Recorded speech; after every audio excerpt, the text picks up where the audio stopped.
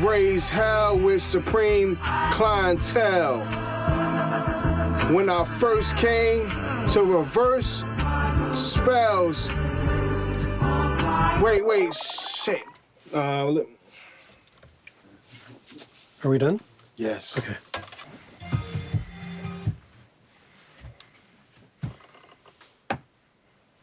Some other shit. Okay. Turn it up right here? Yeah. Oh, it's good.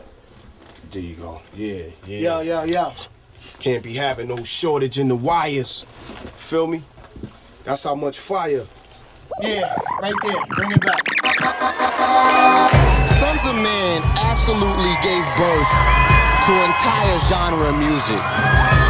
Sunz of Man was giving you that raw hip-hop, but it was beautiful, you know? They was using more biblical terms. They wasn't using the average street metaphors.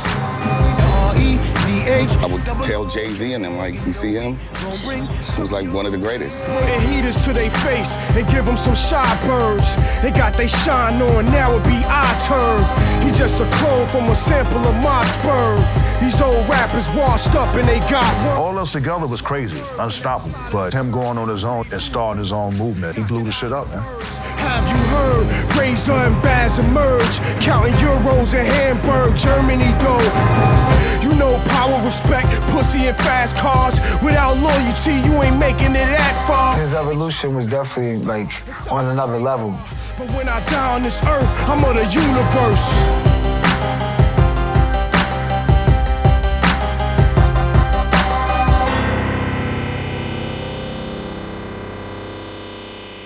Tell me a little bit about what part of New York you guys are from and how you first got exposed to hip-hop music.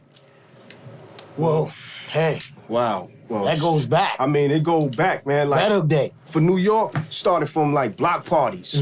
Coffee Park. You know what I'm saying? It started from jams and block parties. That's what we know. You had a DJ that was Young and DJing Nut, in the park. DJ Laz. Straight up. You had the mic, you had the rope. Don't even come near that rope if you ain't your game. You ain't nice. You looking at all the people, so you know that energy give back. You got to give it back. When you got Queens Day, you got Brooklyn Day. You know what I'm saying? We got Red Hook Day. All projects got their days. Roosevelt Day, Brownsville Day. Everybody got their days. You know what I'm saying? And that's what we remember hip hop. Yeah, that as. day represents. You know what I'm saying? That's what the it essence was. of where it started from. That's where we came from. Right. You know what I'm saying? That's the New York I remember. Yo, this is Coffee Park right here, man. Yo, we got the projects over there on that side. Yo, when they used to jam out here, yo, you just see crowds of people just coming down. They just coming, walking from that area. Let's go down here where they used to set it up at. Yo, believe it or not, they filled the whole entire park is full.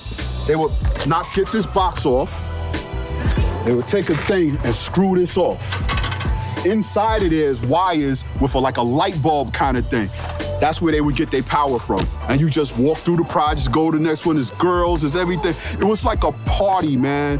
When I was a kid, I didn't know nothing about a club. And this was Hell Razah stage, this was Shabazz stage. Yo, this was our stage.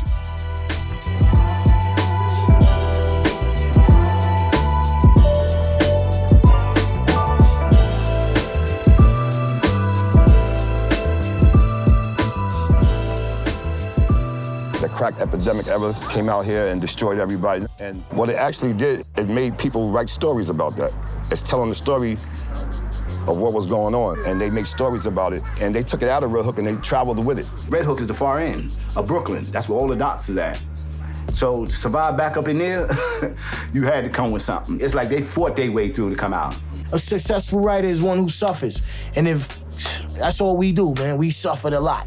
We suffered before we got in the game. We suffered in the game. So we always got a lot of good substance to write about. So, yo, if I wanted to get Razor and didn't want to walk up the stairs or whatever, I would call Razor from the window. Razor window is up there where that air conditioner is. Right next to the air conditioner, that was Hell Razah's bedroom. Actually, his sister still lives there. So if I was to call his name, somebody probably would look out the window and think I'm going crazy. Tell Ronnie I said what up. Red Hook missed him. I remember this clearly. He comes knock on my door. Him and 7th Ambassador. And Razor comes in, I'm like, oh. And they come in, I said, have a seat, man, what's up, why you come by? Yo, we got a problem. I got beef. Can I hold a gun? And they sitting there and they a little nervous. So I'm like, what you need a gun for? I was selling crack. Dude told me that I couldn't sell. And he pulled out a gun on me and told me I couldn't sell on the block. Because that's how it was. Now, if you don't go back with a gun, either you stop, you don't go back up, even though you still back down, the guy that pulled out the gun, like, oh, now you scared of me. He gonna keep messing with you regardless. So I'm like, damn, he's on my block. To get to his block is a long walk. And the people he got in beef with might shoot him on the way back. So I can't see that happen, so I'm sitting there. I'm that guy, not the guy, but I had a gun. I had an extra one to spare, and I'm willing to go out on the street and I'll take care of business if I have to. So I'm like, man, I'm looking at this dude, I'm like, damn, how can I help him? And it just hit me. I looked at him, I said, yo, Razah. I said, I do a deal with you. I said, I'll walk you home and squash your beef if you sit down and write a rhyme to this beat that I'm gonna make. Word? Yo, I said, let's do it right now. And then when it was time to go home, I'm like, y'all ready? Come on, let's go. All I did is see the person like, that's him? Yo, that's my cousin. Leave him alone. He's done. Leave him alone. If you mess with him, you gotta deal with me now. And that was the end of it. That beef was squashed just like that, and they was coming to my house every night. I'm living like a villain, I wouldn't give up, and that's how the hell I'm living, yeah. I'm living like a villain, I wouldn't give up, and that's how the hell I'm living.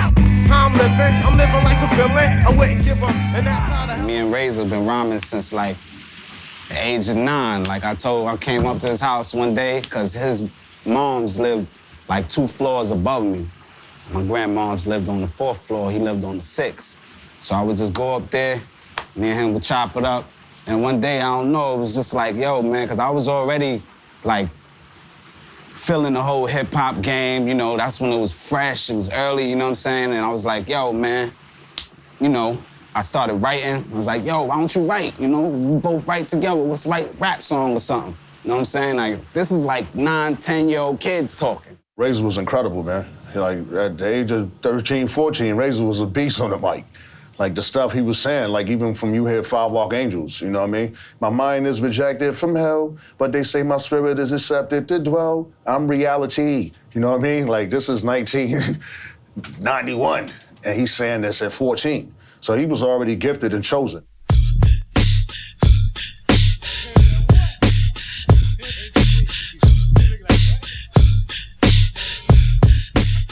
Right here is the last Future on Nocturnal 7 Records. This is the beginning.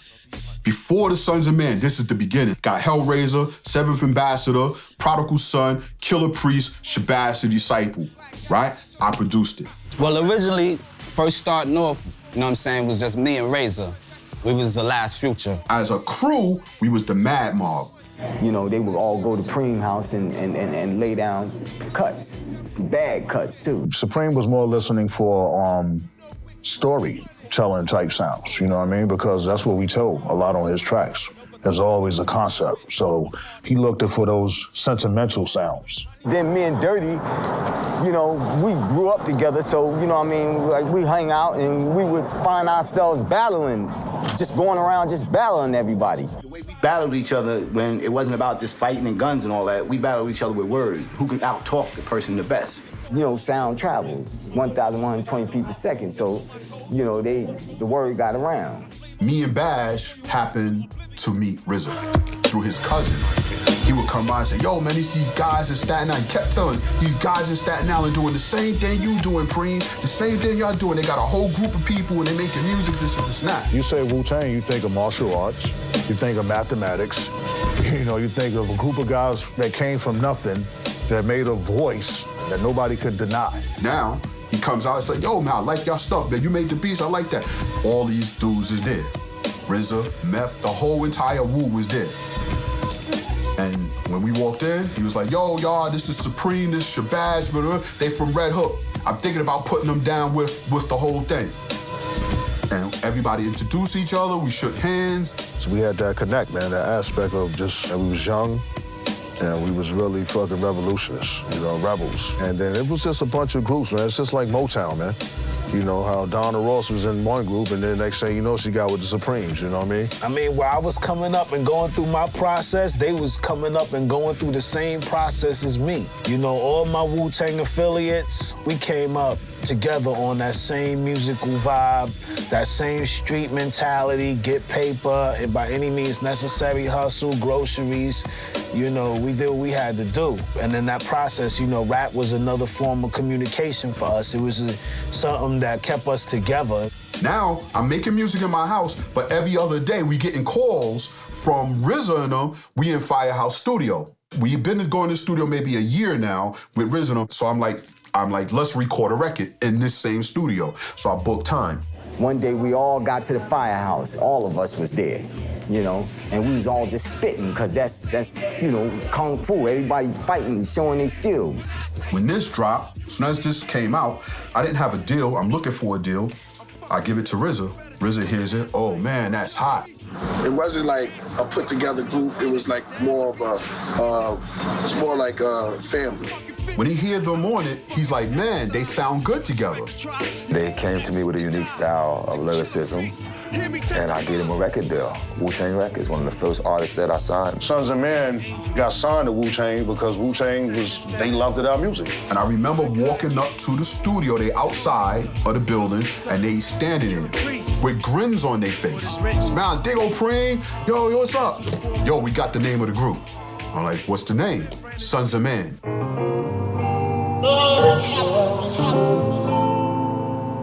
It ain't no love without hate. It ain't no peace without war. It ain't no madness without the sadness. So tell me where's the love, peace, and happiness?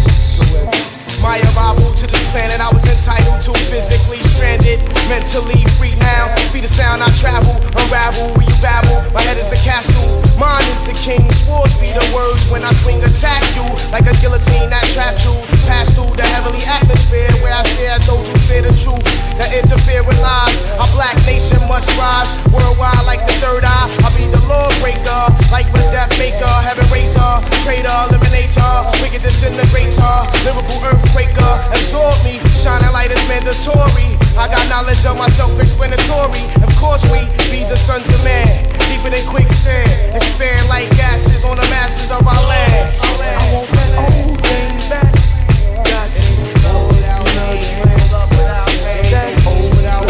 In the beginning, Sunz of Man was basically Shabazz, 60-Second Assassin, Hell Razah, Prodigal Son, and Killer Priest. Rave Diggers was this, horrorcore. Sunz of Man was holycore, because we was talking about the Bible, the Chron, the Apocrypha, talking about all the great books. And then we read them, and we studied them, and we knew what we was talking about.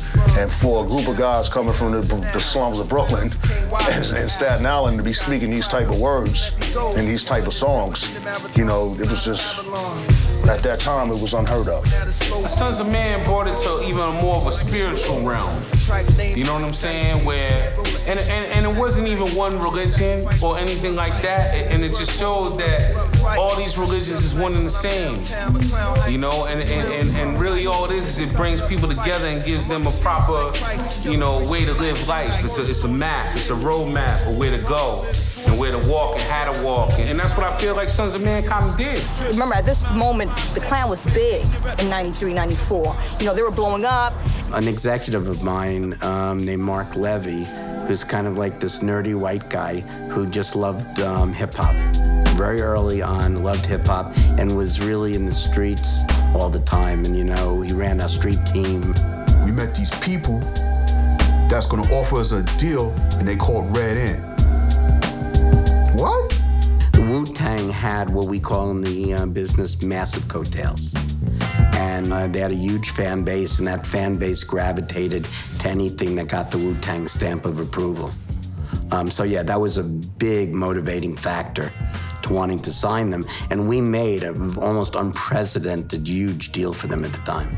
$1 million deal, you know, I was like, it's unheard of. I ain't had nobody get no $1 million deal. After we left Wu-Tang Records, this is the record we did with Red Ant. And this record consisted of only 4 of us, which is RZA, myself, 60 Second, and Killer Priest. You know what I mean? And that was the four that signed that deal with Red Hat. And that's who the world knew as Sunz of Man. These Sunz were very musical. I mean, there was the hardcore street stuff, but there was also the big hooks and the melodies and stuff like that, which just made them so interesting that coming from their background, they embraced that kind of music. And then there was so much musicality that putting them together with Earth, Wind, and Fire was a no-brainer. To me, it was magic when you put them together. This is history. Right here, this is a real historical moment.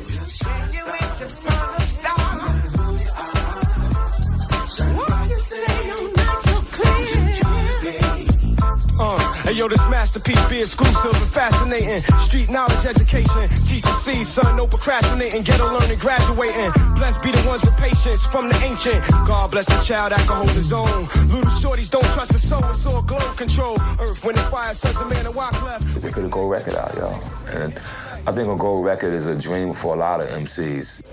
It was incredible, man. We coming out of Brooklyn, you know, cold as shit, you know what I mean? We get to Marina Del Rey, we seeing palm trees, we in the Oakwoods, Cheesecake Factory, motherfuckers surfing, you know, we like, yo, we in heaven, I'm in paradise.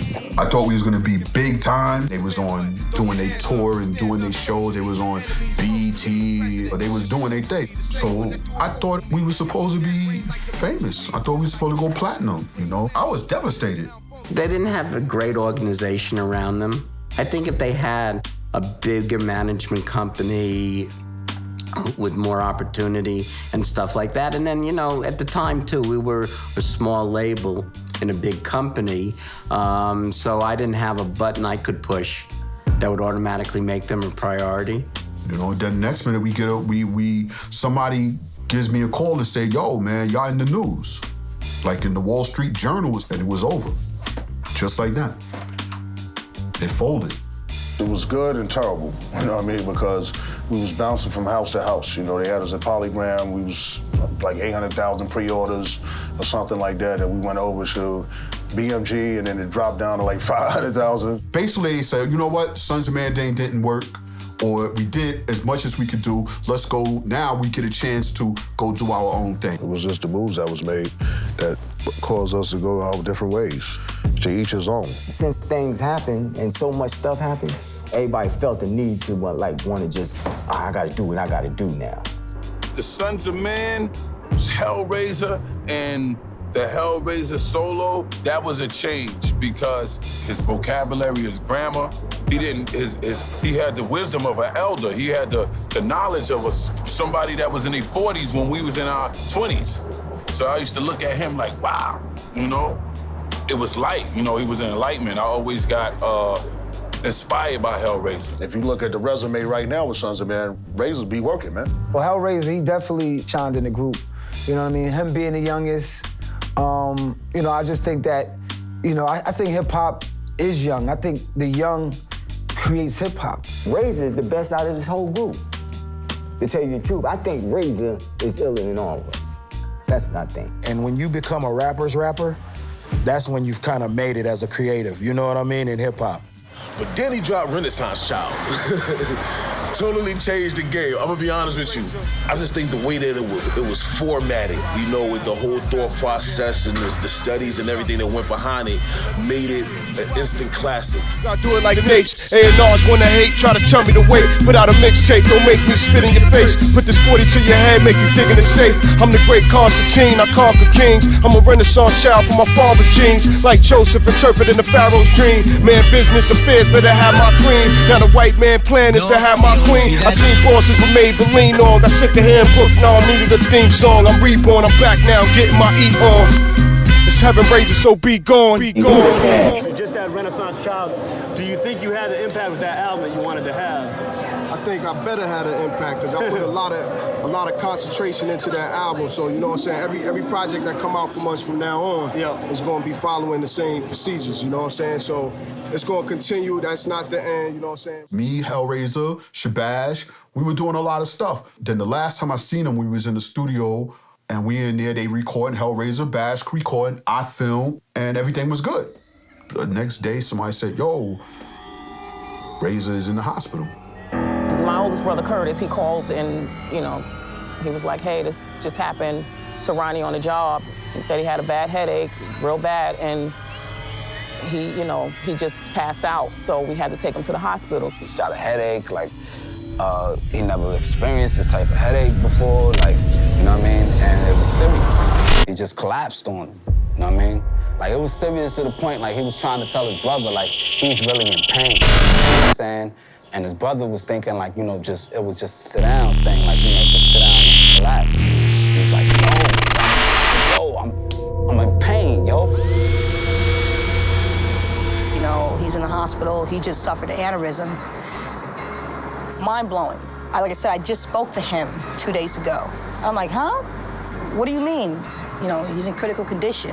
At that point, it's like everything just stopped and just started going in slow motion. Yeah, I couldn't believe it, man. I was just like, aneurism. But that just took something out of me, because that's my little brother right there.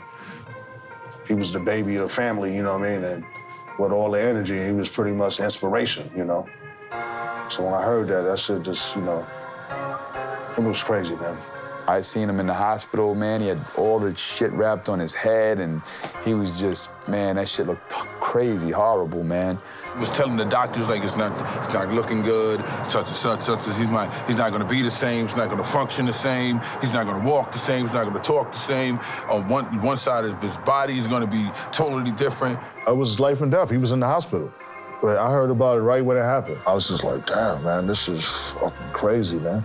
Like, how, I was just tripping, man. Like, how the fuck that happened? That's all I could think. Like, how did that happen? Like, when you in the hospital sitting there in the waiting room, everybody looking at each other, you know shit's gonna be different after this situation. Like, everybody knows it's not gonna be the same, you feel me? So, I noticed it from the jump. As soon as I knew we was in the hospital sitting here waiting, I'm like, oh, shit is crazy. Aneurysm ruptured, and when it ruptured, he had a bleed, which led to a stroke.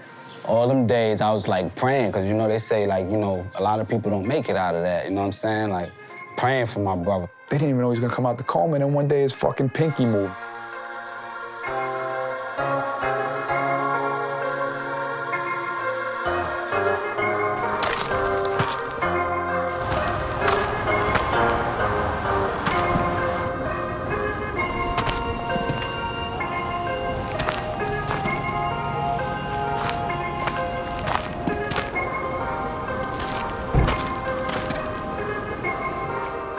Right now, we're going to my occupational therapist. See, when I had this brain aneurysm, as you can see in my head where the surgery was done. So this side was where the surgery was done. So your right side of your brain controls everything on your left side. So the left, and it works vice versa. Then I get home. I don't even know what to say, because I'm still trying to figure out what the hell happened to me. And my son come and hug me, and then crying a lot. Like, Daddy, we love you. I'm like, shh. I go to touch myself, and then this is there. And then I go to touch this, and I feel like, I'm like, what the hell is going on now? I do this, and then I'm like, oh, shit. I feel a whole thing on my, I'm like, what the hell happened to me, man? Like in the beginning, I couldn't talk, I couldn't walk, couldn't do shit. I couldn't even sit on the bed. I couldn't even sit in the chair, I couldn't do nothing. Like, it was, I would lean and fall to the side. I can't use my left side. My left hand, I can't, you know, do what I could used to do with it. I had to learn everything. I had to learn how to dress myself, put my shoes on, brush my teeth, wash my face, do all that simple shit that you do every day that you would never think that you would have to learn these things. Now we in 2012 already. 2 years that went by already, and each year I gained something back. I worked at it though. The hardest part is remembering everything. Because actually, you do these things off instinct naturally, but I have to learn it again and remember it. Because I had to take memory therapy too. because they was afraid that my memory would be affected. It's a big battle between mentally, emotionally, and physically, but they all kind of work together. So I find that if you work in physical therapy, obviously it's a little bit more physical, but if you work on those physical challenges, it also helps emotionally and mentally as well. Yeah, this a new therapist because I had just moved to North Carolina because it was too much distraction and it was too much chaos where I was at. And I had to focus on getting better. My recovery plays a lot of it is how serious I take it right now. The doctors said he has every way to make himself better. He can come back 100%, but it's all up to him. That's another reason why I had to get out of New York and Pennsylvania, because too much help could be hurtful sometimes. So you gotta learn to do these things on your own. Like I was in a wheelchair, so everywhere I wanted to go, somebody was moving it around. It bothers him a lot that he's in the condition that he's in. It bothers me because I know that wasn't, who he was. He has moments where he gets really mad and frustrated at everybody, and then he can say, like nobody cares about him and stuff like that. I'll tell him sometime, like, Ronnie, you're scaring me. I don't want you to scare me. But, we tell him all the time, Ronnie, we're there for you. We're there for you, no matter what. I was born October 1st, 1976, Chron Smith. Curtis is the oldest, then you have Sherry, and then you have Trey, then you have myself, and then you have Ronnie. Friends and teachers had a problem with my name. They couldn't pronounce it. We never called him Chron. For some reason, we never called him that. Family would just call me Ronnie. My father owned a garage in Red. My mother sold clothes, too. She was very good with that. But my mom's a very loving person. She cared. She made sure that, we were stable, that went to school, did our homework. My mother, she was highly spiritual, so therefore, Ronnie, he was like right under her all the time. He was the youngest kid. So therefore, he did everything, with her, going to church with her and stuff like that. My father, he's done a lot of things. I worked with him. We had a garage over here across the street from PS15s. I used to hang out over there with the cars and whatnot. I used to wash the cars and stuff, make my little pocket change, When in my era, we didn't have a lot of parents that was with the mother, together. It was like a separate, the mother was raising everybody, and you would go home, and it was just, you would go home in the middle of the night, 3 o'clock in the morning, because you didn't have no mother or father in the house. But then they had Mr. Smith and Mr. Baker, my father, and a few fathers that raised the village. Mr. Smith was one of the ones who did that. My mother passed away. I can't actually remember what age Ronnie was, but I'm gonna say he was maybe about 12 or 13. I'm just doing it, estimate right now, but he was very young, and we were very worried that he was the age that he was. My mom's passed from a cancer, and she never smoked a cigarette a day in her life. That's what destroyed me. Because I'm like, what is this world dealing with, man? My mom died for cancer, and she never smoked a damn cigarette. And my father passed from, they robbed his garage. They break into it to steal things. They beat him with his own tools. And inside the garage, the things that he had in there. And he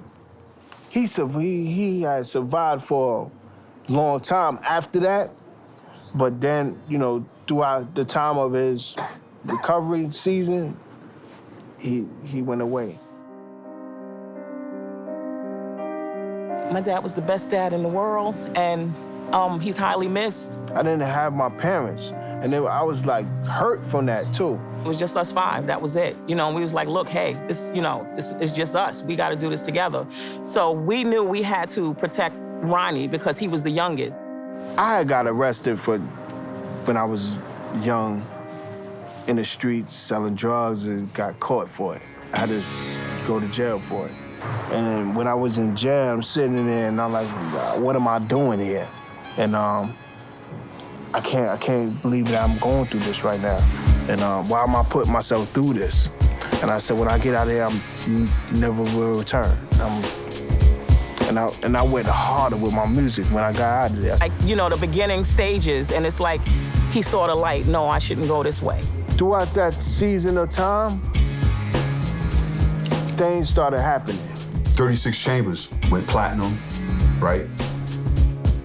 Gravedigger album was already out. Shabazz the Disciple. He left the group because around the time when we was doing the demo deals with Sunz of Man and all that, one of my good friends, he worked at a company called Global Terrain, which later became Penalty Records. Shabazz was with Sunz of Man, and then it came to a point where once that fame came from all that other stuff, he, went and... Across the street from Firehouse Studio is Penalty Records.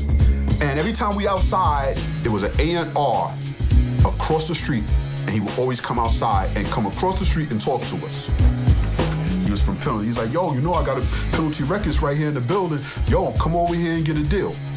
We said, nah, we were wooing him. Nah. Shabazz behind the group went back alone. They offered Badge the deal. Then Badge did Death Be the Penalty. I came with him. So now I'm stuck alone now. He done took off and left, and I'm standing here with people that I just met now.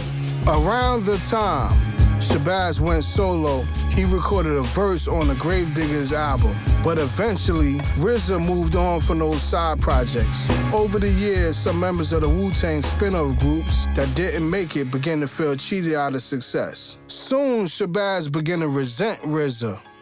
Got back together, we was always talking about this is what we should have been doing from the beginning. We started talking about being a group now, and that was the launch, the birth of the Thug Angels. Now, I was living in Pennsylvania, traveling from Pennsylvania to New York to go to the studio, and then we'll get up and go to work the next day. So I was doing a lot. Now I would drive from PA to New York 2 hours every day. Go to the studio, spend another 2 hours there, then leave the studio, drop my partner off in Brooklyn, and they get on the road and they drive back to PA. While I'm in New York with my partner, riding back and forth to the studio, all I hear is about was how much RZA did us dirty, and he hates this, he hates that. All this kind of shit that I was still like, damn, I gotta hear this story. It's like a repeated story over and over again. And it's to the point where, like, you know what is gonna be said before it's said. And I'm drive him off, get on the road, drive back to Pennsylvania. I get a phone call at work telling me that the Gravediggers is coming back. And Shabazz is in it. I'm like, wait, I just left him. Are you serious? I'm at work and I'm hearing the person I just let out my car got a whole nother plan going a different way from what he was telling me the whole time we was on tour. I couldn't believe it. I wasn't supposed to know all that. It was like supposed to be a secret kept from me. Because if it wasn't, I would have been told face to face what was going to be done. And when I called him with that, it turned into an argument, yelling and all that kind of stuff. So I threw the phone, I was at work, threw it, like, I can't take this. And I was hurt by that, because I'm like, wait a minute.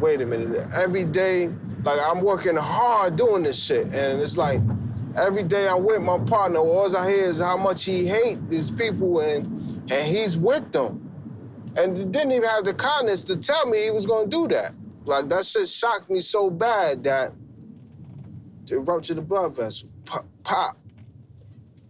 And I'm lucky, because I was working with my brother. My brother rushed me to Bellevue Hospital in time. They had a neurologist there at the time I got there. He clipped it. He clipped it in time. He caught it before the bubble would have got to Pop out there. I mean, at a certain point, you gotta learn to forgive, you know what I'm saying? Because, you know, holding on to that anger could be detrimental within itself. You are controlling you. Like, God gave you another chance. Ronnie probably was under a lot of stress. I'm saying hanging out to do music, like in the studios overnight, then you're going to work. You know, doing all of those things can become stressful and you don't realize it. Then you add frustration on. I think all of that took charge and probably caused that to happen. Time is your friend in these kinds of things, meaning that you have to have patience. You have to be patient with these things because individuals that have had aneurysm ruptures, the first key is surviving.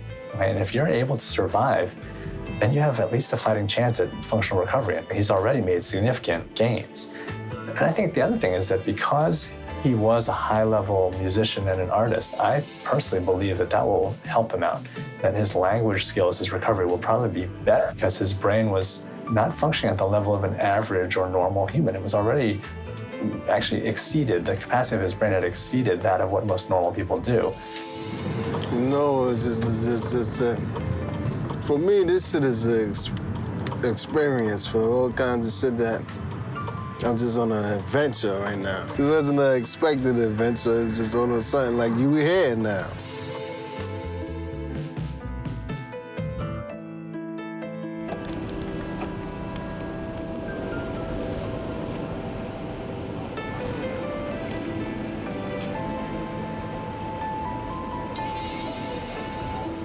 It seemed like it was taking forever to get to walking again. And I was getting frustrated. But then I heard about this doctor who had this special brace and the workout program that he said would get me walking again in no time.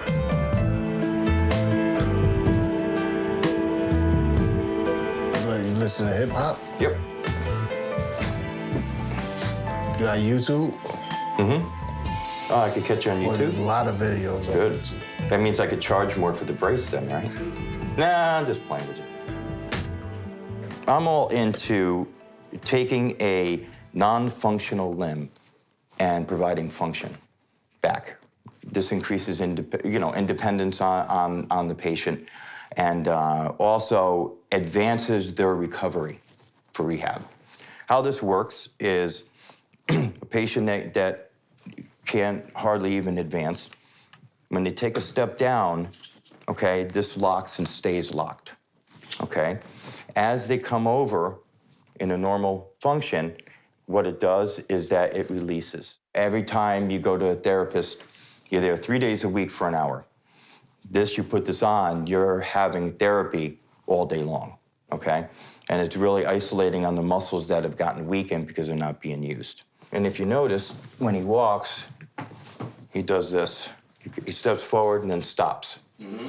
This brace allows him to take a step and come all the way through and walk normal. Kevin seems like he knows what he's doing. It's not like I think this and I think that. The confidence I see from him triggers mine. Because maybes and all that stuff destroys my confidence. Yeah. Just show me what I gotta do. I'm a doer. There's a chair right there.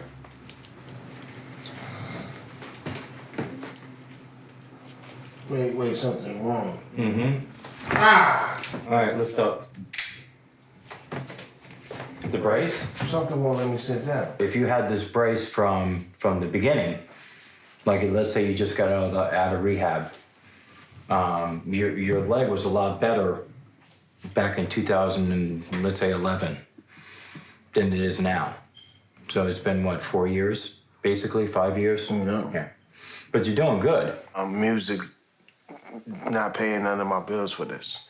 And it's not in a contract, recording contract, we're gonna pay your medical bills. And if something happened to you, and that's not in no recording artist record contract.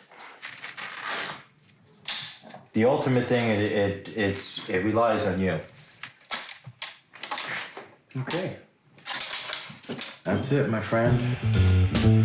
My future and what I'm hoping, But what I could see as from meeting with Kevin just now is that there is some bright light at the end of the tunnel.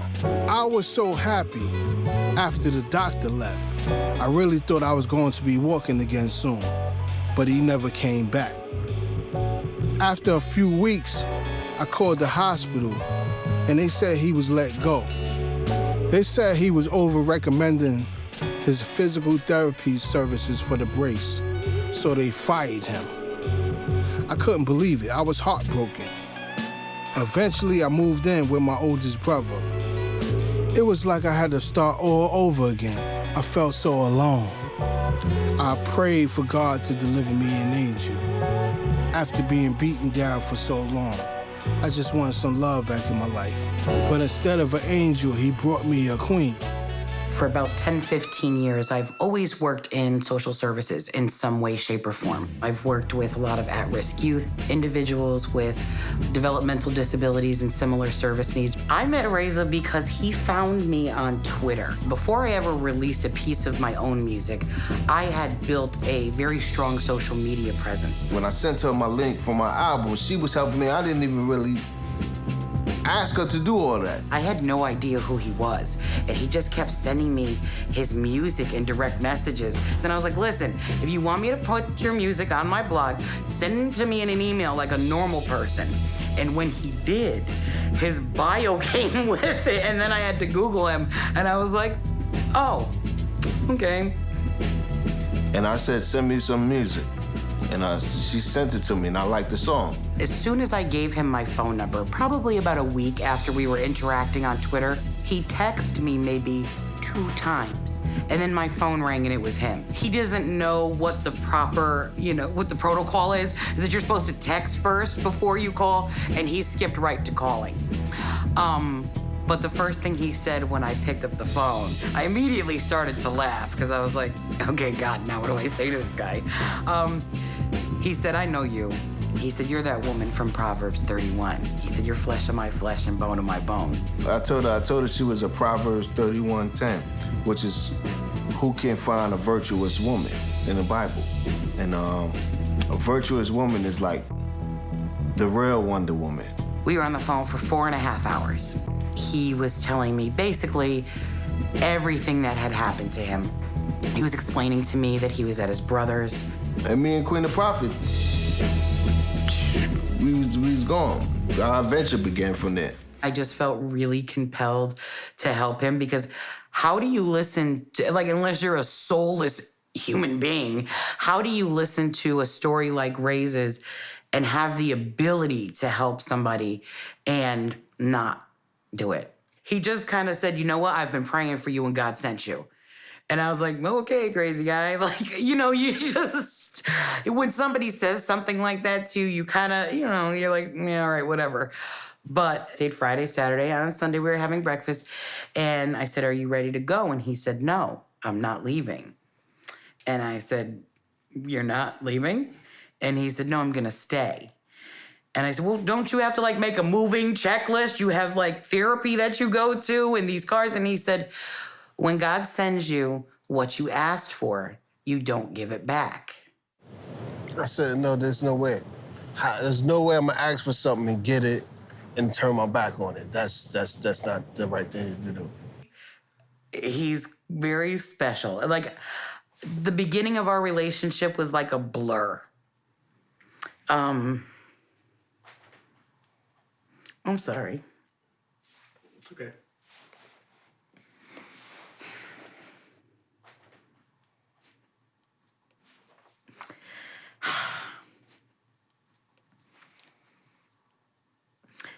I'm really sorry. I didn't mean to cry. Okay.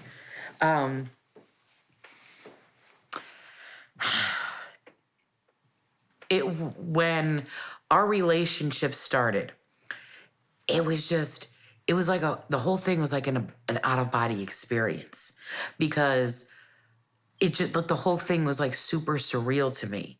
Once I started doing the speech therapy, it made me comfortable with talking again. And I wasn't ashamed to talk to nobody. Because before I just used to stare at people, they said, why you just stare? Just say what you want to say. I'm like, if it's not that easy for me. And, Your speech was never that bad when I talked to you, though. You were more scared of it being bad than it was. I didn't even notice until you told me that you had a brain aneurysm. Man, we didn't come this way. Yes, we did. Shift step. Can I have a smile? I want to send this to boss and show everybody how good you're walking. Oh, now we got to smile. See, why is it whenever I say... Good morning. Good morning. Why whenever Enjoy your day. You ruined the video. What you mean? You ruined the video. I didn't know I was on video. It's not getting regular. If I had to define love, love is definitely an action word. It's a selfless thing. It's more than words. Some people need to hear I love you auditory, but that doesn't prove what love is. To me, love includes long suffering and, love knows no bias. It just is. And if you're lucky enough to find it, you've got to protect it because there's so many people in this world that they don't ever get to experience what real love is. She became everything that I lost. She became everything that I lost. I want Rayz to focus on himself and get himself together physically, mentally, and spiritually. Rayz has to learn how to put Rayz first. And I want him to find a reason to, he needs to find a reason to live when it's just him and God. There was times I couldn't even be 5 minutes without her, or I would feel like wow, where am I at? And we started to become like one person. 2 years ago in May, Rayz moved up here. We lived in North Haven, and I had a 1-bedroom unit, and it was in a very nice part of town, and Rayz was going to therapy. Lo and behold, in October of this year, there was a fire at our building. Not in our unit. There was a fire in our building. Lightning struck, and it hit the power structure of the building. Blew out all the lights and everything. Everything where we was living in North Haven was controlled by electricity. So it's like, we can't stay here. We can't, even refrigerator, gold, microwave, everything was done. We like, what are we gonna do? The fire was the last straw. It just felt like the universe was out to get me.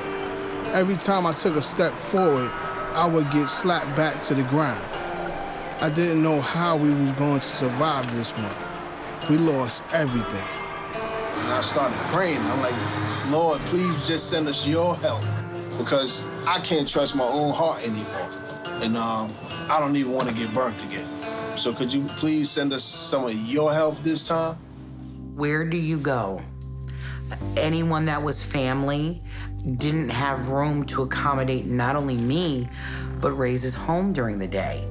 Is their house handicap accessible?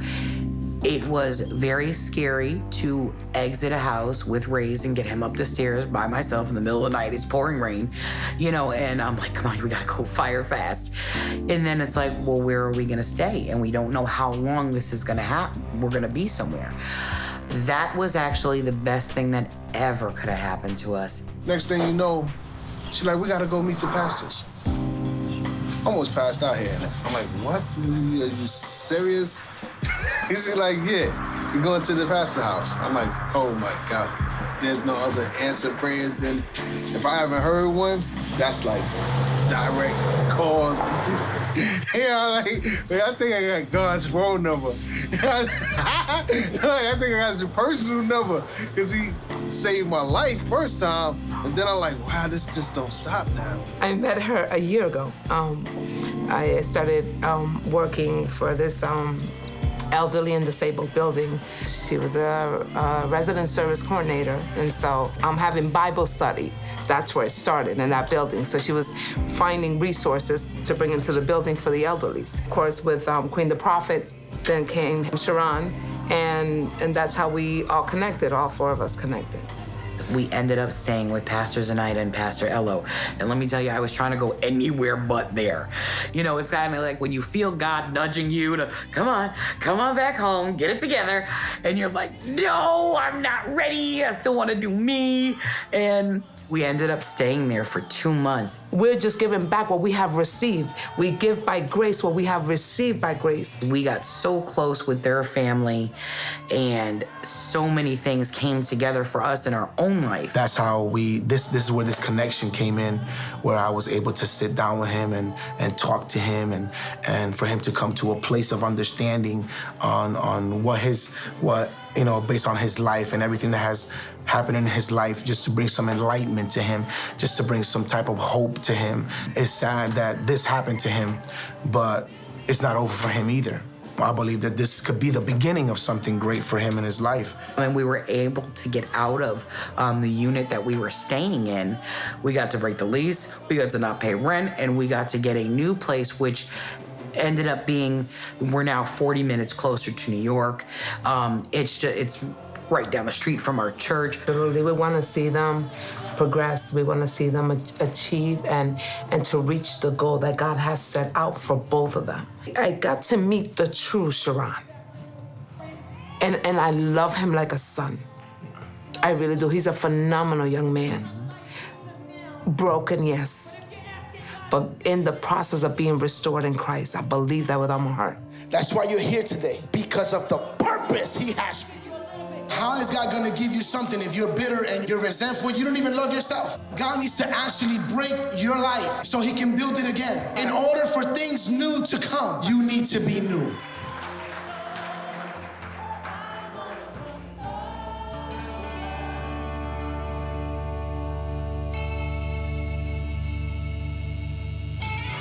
Somehow, some way, I guess the hands of God put him in my parents' house. And one day I showed in there, and I just seen her. I seen them, and I met them for the first time, and it was just like we kind of knew each other forever. And it was just like a natural bond. Like I was able to be myself around them, you know, very welcoming. We actually ended up being able to hire 3 of our pastor's sons, and they are absolutely our backbone. They are for me, especially with running the household.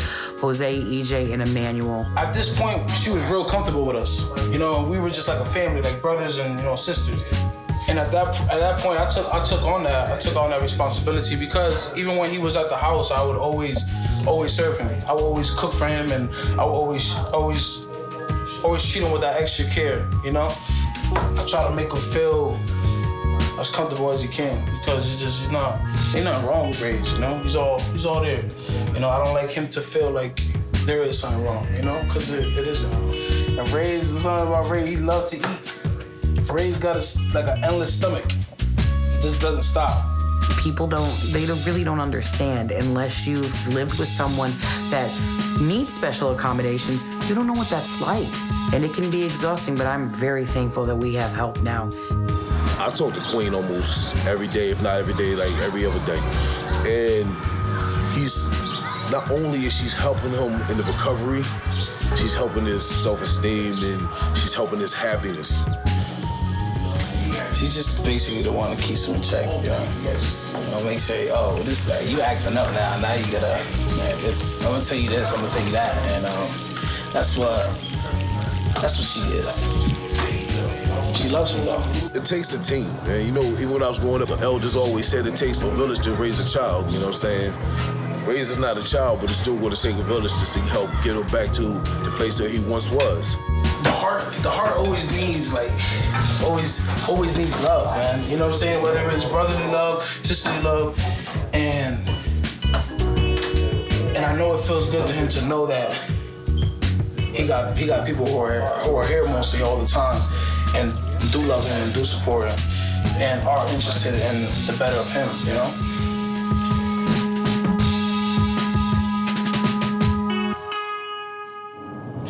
Can you rap? Up-tempo was harder for me. The fast club up-tempo stuff, when I tried to do it after this, it was harder. Before I could do it just playing around. But when But after the aneurism, when I tried to do it, it was like, wait, I gotta practice doing this over and over 1,000 times again. That's what he was, like left on. He before the aneurysm, was like music. So that's like still embedded in him and it's in his head. That's his life. In the case of a rapper, it wouldn't surprise me at all that if the machinery by which you verbalize is altered, that your brain can't prime your vocal apparatus, your lips, your tongue to get ready to know how to produce what it wants to produce. Rapping, okay, you're really telling, you're a storyteller.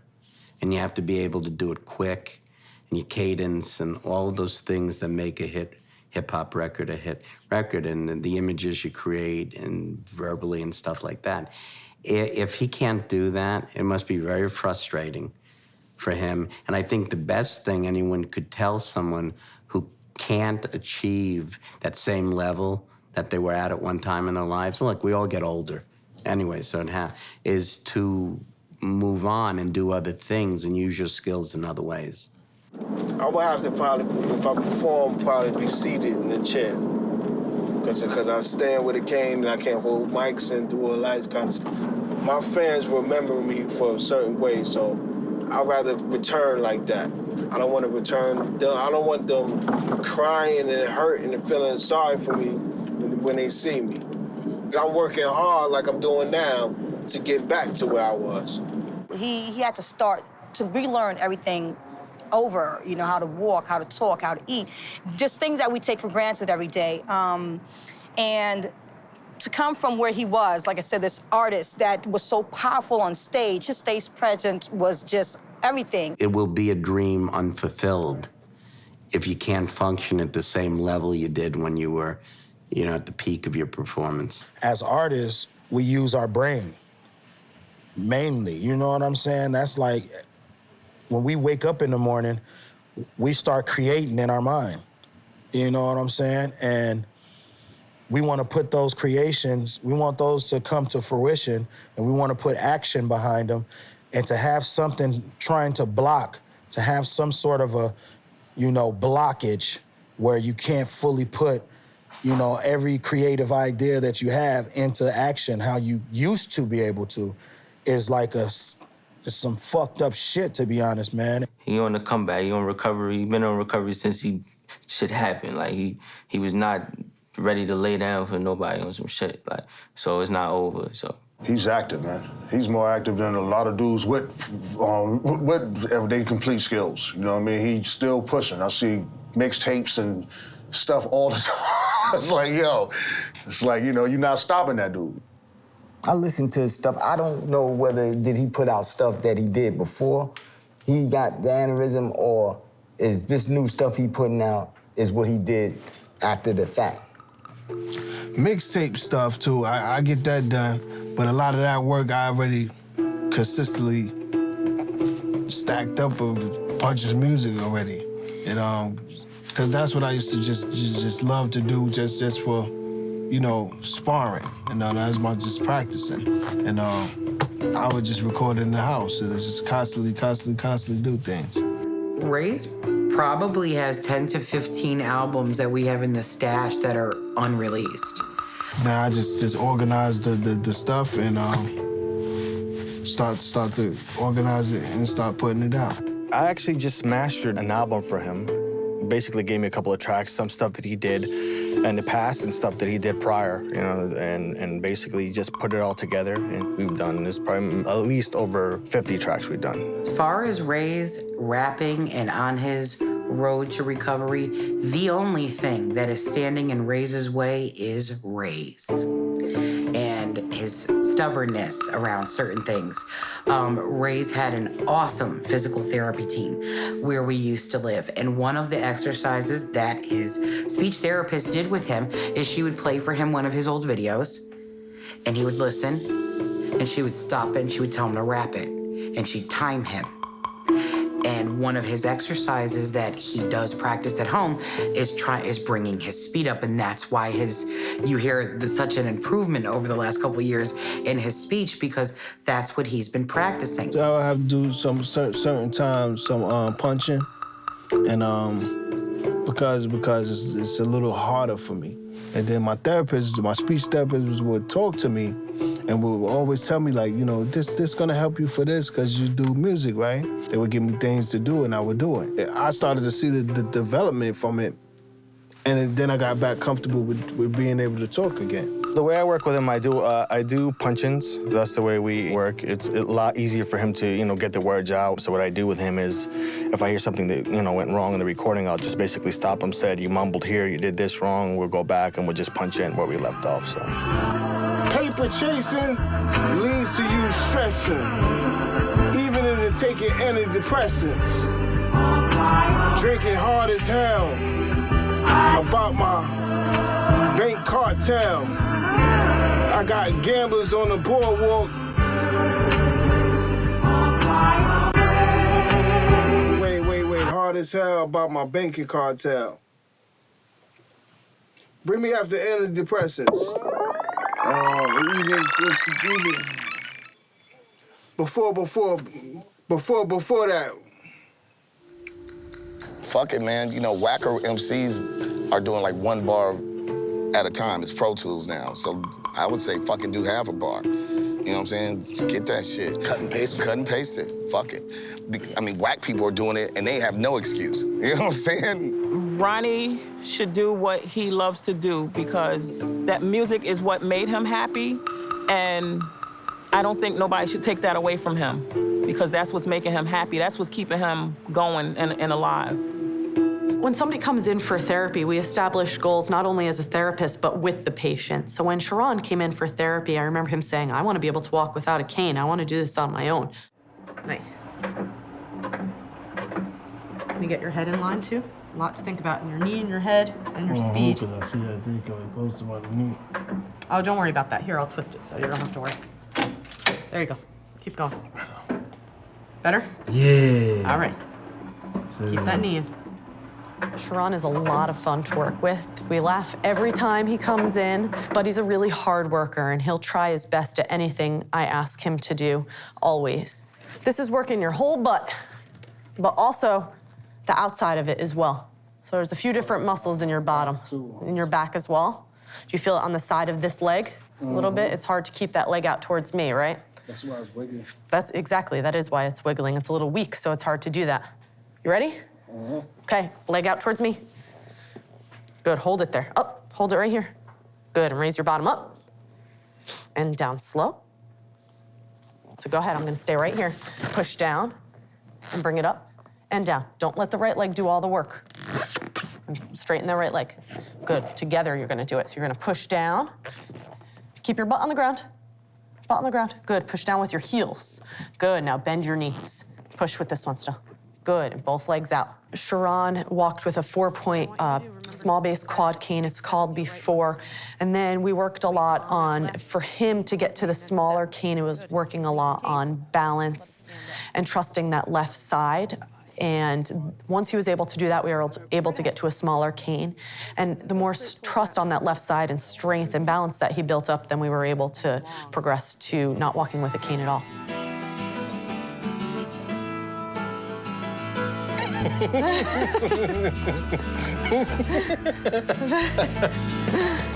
Relax that right arm. Relax it down. Good. Quiet step on the right. There we go. Looking up.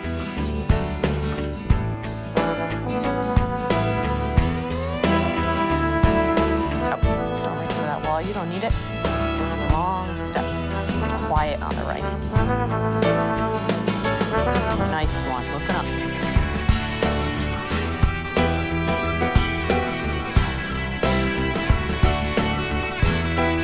Perfect. Let's turn around and go back, and then we'll be done, okay?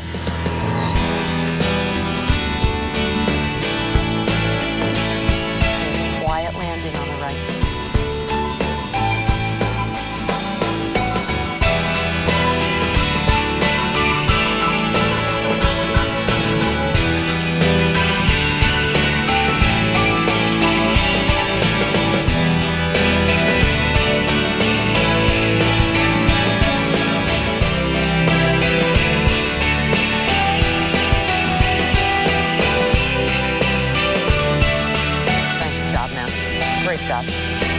back to that mat where we started.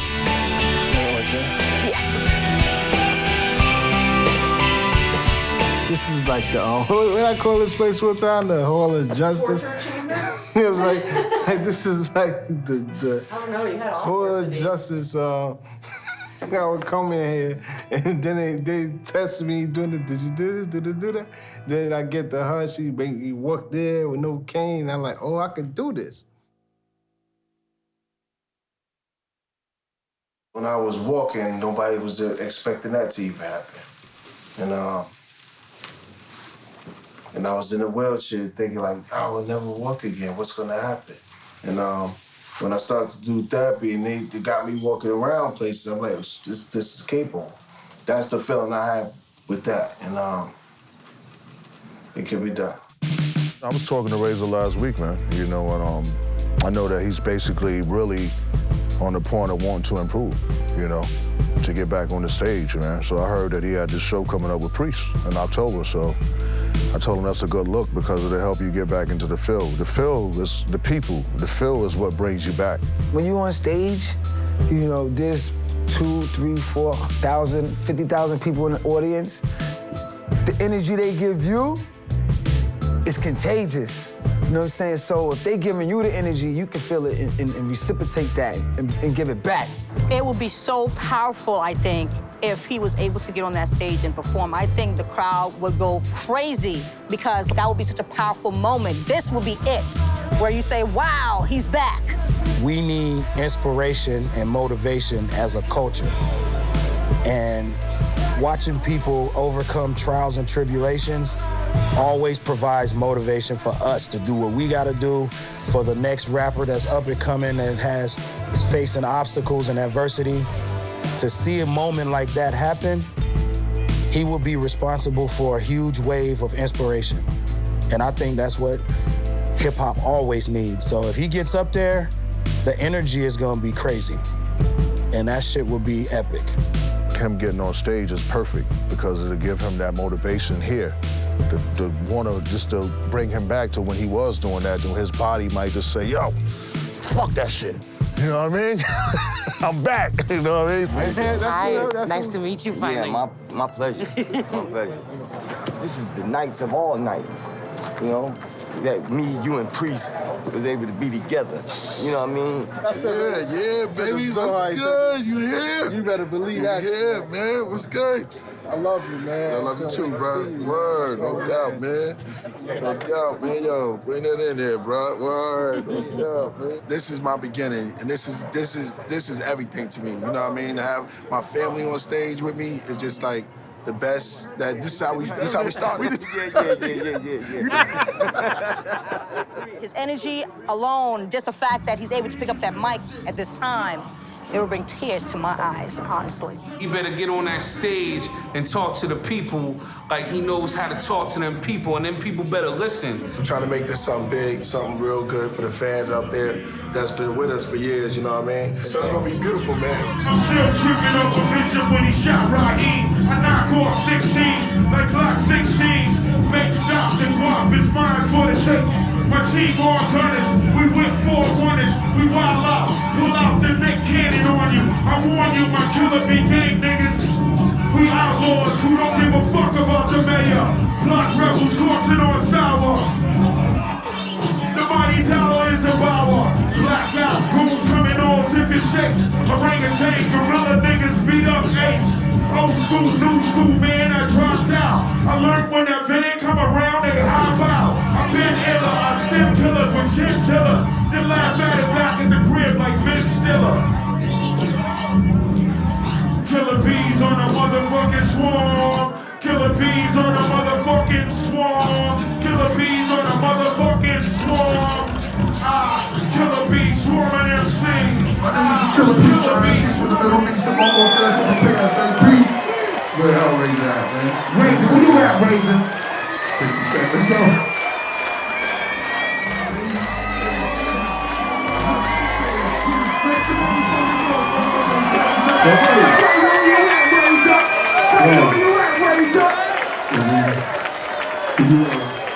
Yo, you can play this on. Okay.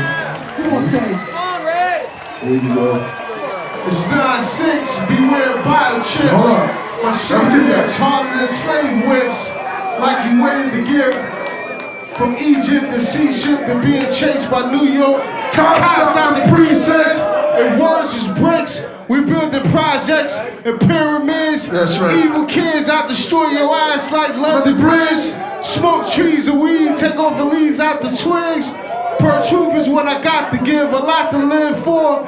You ain't rich before poor, it ain't peace without war. How would you stand without a floor? Under, over. Please love you, man. Come on. Come on.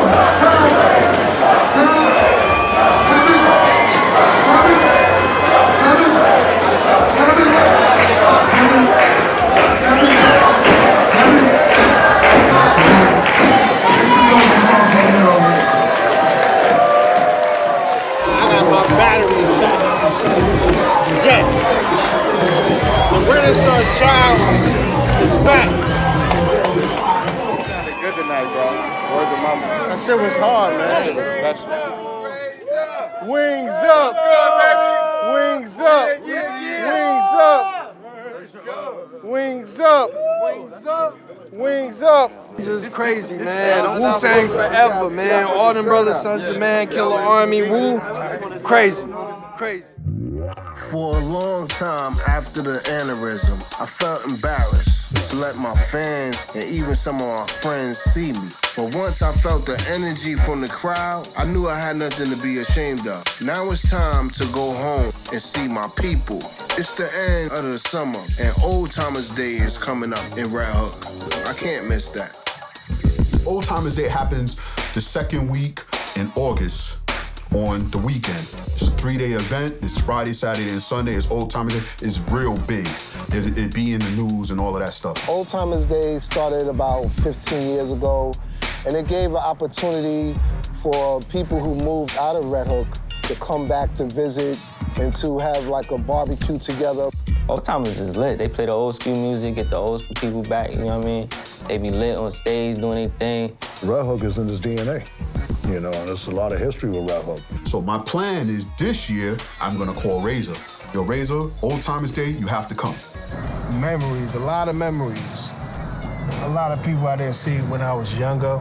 People that was in jail or something, locked up, I didn't see in I don't know how long.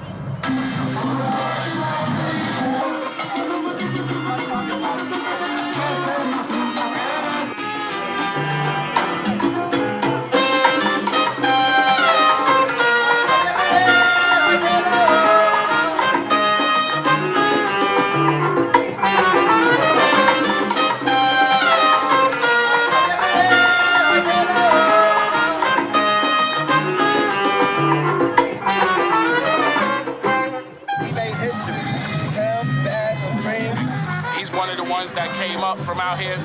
Believe it or not, Hell Razah used to be a break dancer. They used to call him Little Spin. He used to wear big pants with the colorful socks, all of that.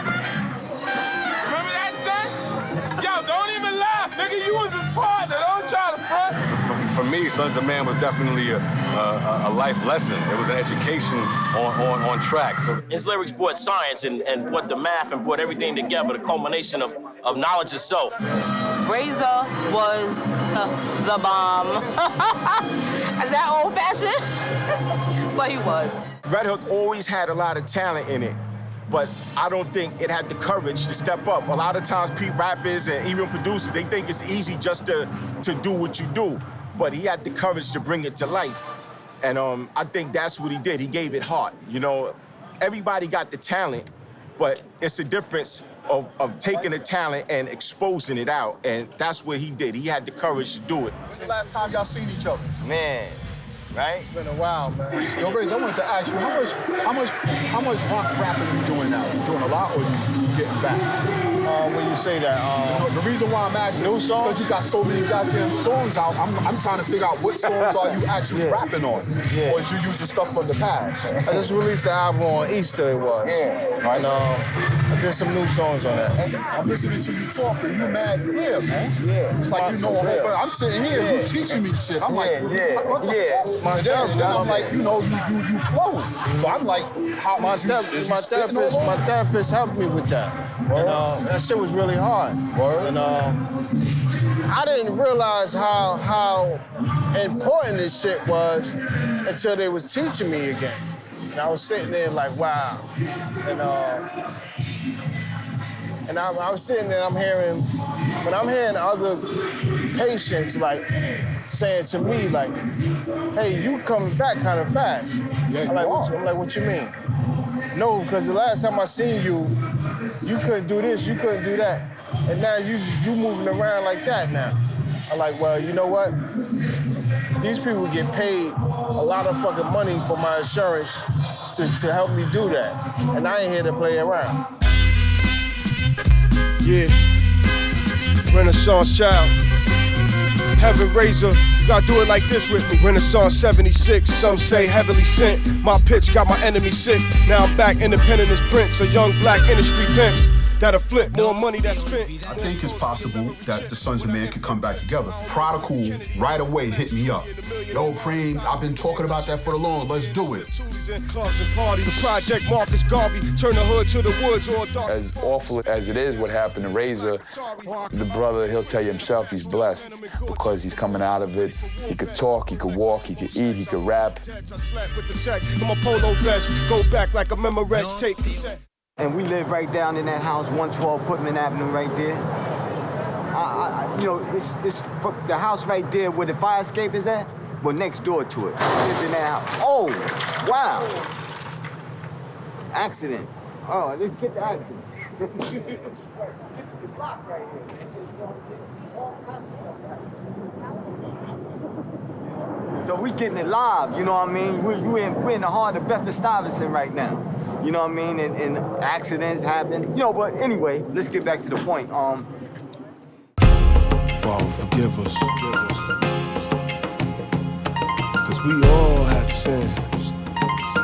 Thug angels. This is a prayer for the thugs.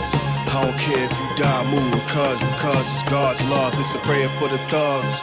I don't care if you die, move or cuz, because it's God's love. Do you believe in the prophecies? If the Messiah gon' free our seeds and bring the truth back to Tel Aviv? True indeed, we've been all deceived. Now America is under siege, even the citizens overseas. Chemtrails in the air we breathe. At 13, they could barely read, but he could sell crack and roll weed.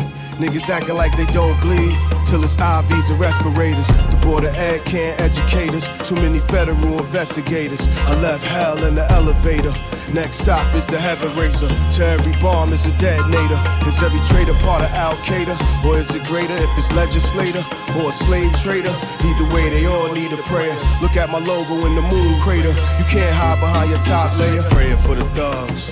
I don't care if you die, move or cuz, because it's God's love. This a prayer for the thugs. I don't care if you die, move or cuz, because it's God's love. This a prayer for the thugs. I don't care if you die, move or cuz, because it's God's love. This a prayer for the thugs. I don't care if you die, move or cuz, because it's God's love. I'm the old serpent dragon slayer, spitting lasers at space invaders. Keep an eye out for tomb raiders. We cry out to the true savior, another victim in the newspaper. I wonder why when the baby cry. Is it visions of the Most High, or is it archangels close by? 12 tribes be the Lord's bride, but till then she a black widow. A young mother staring out a window, on a soft pillow more tears. Dear Lord, you the one I fear, I say it loud and clear.